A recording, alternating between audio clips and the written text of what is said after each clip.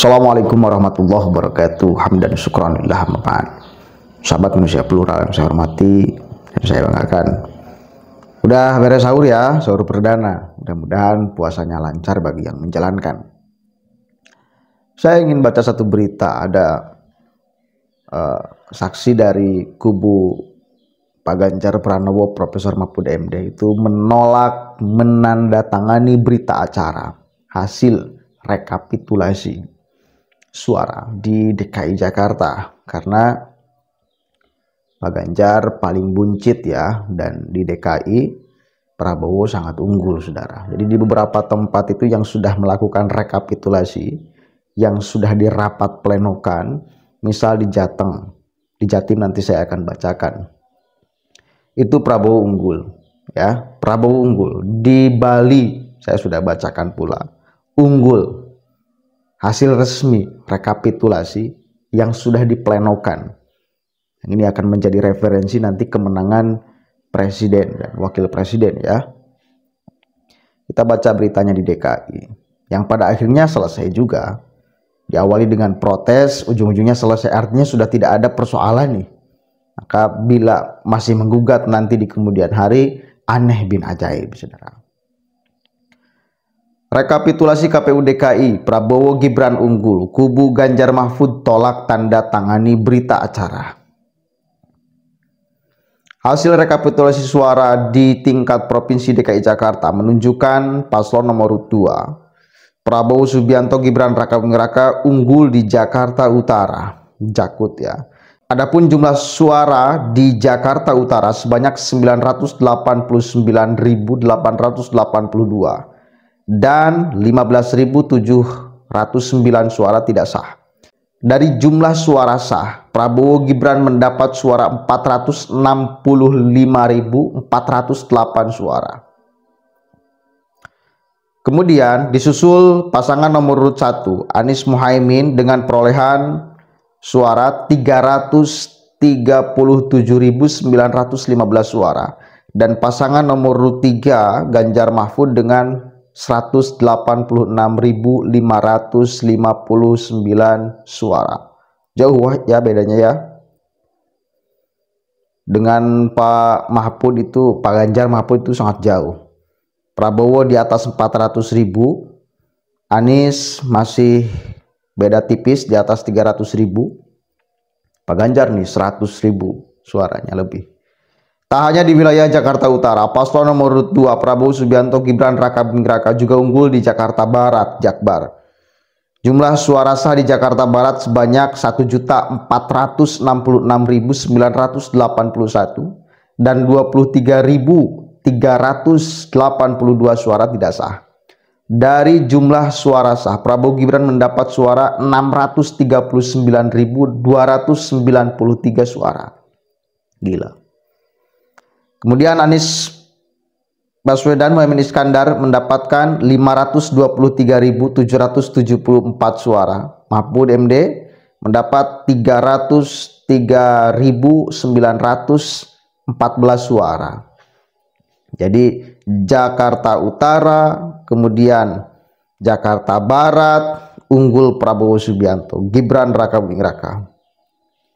Usai membacakan hasil, KPU juga membacakan kejadian kasus Pilpres 2024 di Jakarta Barat. Salah satunya saksi paslon nomor 3 menolak menandatangani berita acara penghitungan suara presiden dan wakil presiden di tingkat kota Jakarta Barat. Ketua KPU DKI Jakarta Wahyu Dinapta pun menetapkan perolehan suara itu setelah tak ada sanggahan dari saksi para pasangan calon. Jadi sebelum ditetapkan ditanya dulu nih kepada para saksi di antara ketiga capres ini. Sepakat gak? Kalau sepakat ditandatangani, tidak ada persoalan, ditandatangani, disahkan. Kalau masih ada problem, masih ada yang keberatan, maka tidak ditandatangan. Perkan ini ya, ketika sudah ditandatangan oleh saksinya, berarti udah selesai. Harusnya tidak ada lagi yang diributkan di kemudian hari gitu loh. Maka sekali lagi saya katakan, biar kita tidak awam-awam banget. Ketika suara di TPS sudah masuk, ya, ke kecamatan, ya, berarti tidak ada masalah lagi tuh suara di TPS. Ketika suara di kecamatan sudah masuk nih ke kabupaten, berarti sudah tidak ada lagi masalah tuh di kecamatan.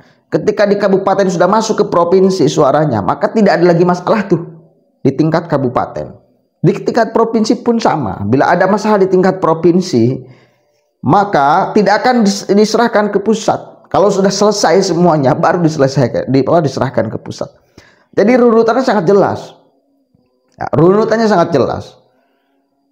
Di semua TPS ada saksi dari 3 paslon. Di semua tingkatan kabupaten saya yakin juga ada saksi dari ketiga paslon. Di semua tingkatan provinsi ada juga saksi dari 3 paslon itu. Ya.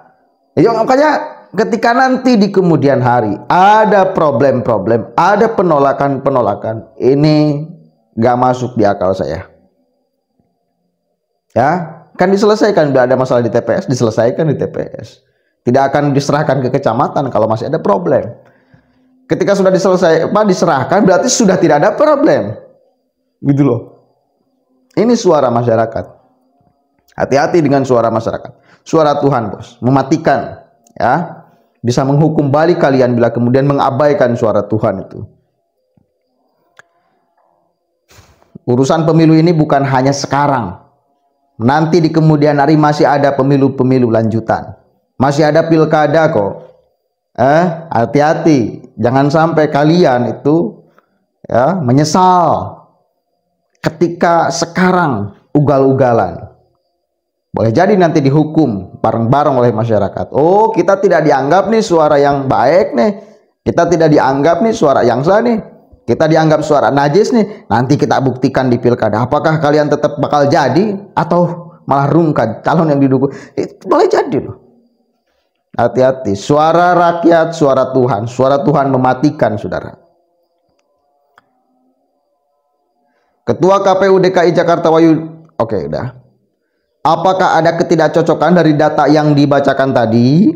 Cocok, kita bisa sahkan ya, kata Wahyu dalam rapat pleno terbuka rekapitulasi hasil penghitungan perolehan suara pemilu 2024 tingkat provinsi. Kemudian, sebelumnya diketahui Komisi Pemilihan Umum KPU Provinsi DKI Jakarta tuntas menyelesaikan tahapan rekapitulasi penghitungan perolehan suara hasil pemilihan umum 2024 tingkat provinsi yang berlangsung selama 3 hari mulai 7 sampai 9 Maret di Jakarta. Alhamdulillah KPU DKI Jakarta telah selesai melaksanakan rekapitulasi penghitungan suara di tingkat provinsi. Rapat pleno terbuka dilaksanakan selama 3 hari dengan proses berjalan sesuai dengan tata tertib yang disepakati oleh peserta rapat, dan di hari terakhir peserta pemilu telah selesai melaksanakan penandatanganan hasil proses rekapitulasi, kata Ketua KPU Provinsi DKI Wahyu Dinata. Jadi sudah ditandatangani, sudah sah, oke, udah tidak ada yang keberatan, tidak, oke, tanda tangan. Gitu. Kita kawal.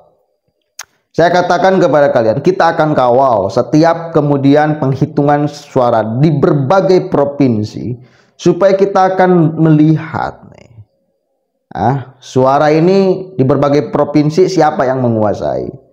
Dan ketika sudah diketok palu, sudah disahkan, diplenokan, sudah tidak ada lagi keberatan dong dari saksi-saksinya. Berarti ini suara real, suara murni, suara sah. Itu kan? Begitu, bos. Jadi bukan suara curang. Bukan kemudian markup suara, bukan. Bukan markup suara. Benar-benar suara rakyat yang disepakati sahnya, bukan hanya oleh salah satu pasangan capres-cawapres atau saksi salah satu pasangan capres-cawapres, tapi disahkan, disepakati oleh ketiganya. Begitu ya, kita harus paham itu satu kali lagi, agar di kemudian hari bila masih ada yang menggugat, ya kita tertawakan aja. Mereka sedang mengekspresikan kemarahan, mereka sedang mengekspresikan kekecewaan, mereka sedang tidak legowo, tidak punya jiwa satria, tidak menerima kekalahan. Itu ya, kita harus paham itu. Agar bila ada yang masih ngoyo, kita tertawa aja, kasihan, mentalnya kena gitu. Banyak loh para caleg gitu yang nyalon, yang manggung, berharap kemudian jadi itu menjadi kurang sehat mentalnya, kejiwaannya. Di sini tuh ada di Ciamis ya, yang sedang ramai tuh. Ada salah satu caleg perempuan lagi, dia itu kalah pesta narkoba bos dengan tim sesnya keciduk. Jadi dewan enggak, hancur iya. Itu orang yang tidak siap. Makanya kalau mau nyalek, mau tampil ini harus siap dulu, mentalnya harus siap dan segala macamnya, agar ya kita tidak menjadi sakit jiwa bos pada akhirnya bila kalah. Jadi kompetisi kita anggap sebagai kompetisi, menang kalah hal yang biasa. Menang pasti ada rasa syukur, rasa bangga, kecewa kalau kalah, itu biasa. Tapi jangan sampai menyebabkan kita hilang kesadaran, hilang akal sehat, apalagi sampai berbuat mendobrak banyak hal, mendobrak hukum, mendobrak segala macam. Itu membahayakan bagi Anda. Assalamualaikum warahmatullahi wabarakatuh.